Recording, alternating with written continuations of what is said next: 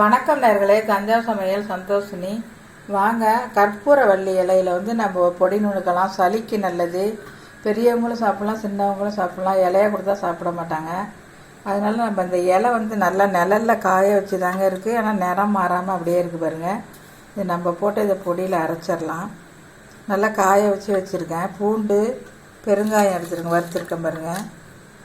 உளுத்தம்பருப்பு, கடலப்பருப்பு, உப்பு, கொஞ்சம் எள்ளு. வாங்க, இப்போ நம்ம இதை அரைச்சிட்டு வந்துடலாம்.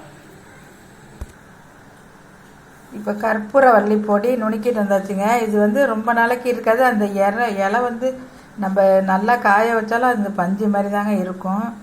இந்த மாதிரி தாங்க இருக்கும். ஆனால் ஒரு 4 நாளைக்கு வச்சு நுணுக்கலாங்க. 4 நாளைக்கு வச்சுக்கலாங்க. அதுக்கு மேலே இருக்காது.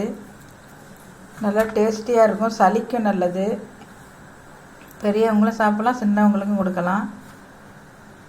கற்பூரவள்ளி பொடி ரெடி ஆயிடுச்சுங்க. நீங்களும் இந்த மாதிரி செஞ்சு பாருங்கள். இந்த வீடியோ பிடிச்சிருந்தா லைக் பண்ணுங்கள், ஷேர் பண்ணுங்கள், சப்ஸ்கிரைப் பண்ணுங்கள். வாழ்க வளமுடன்.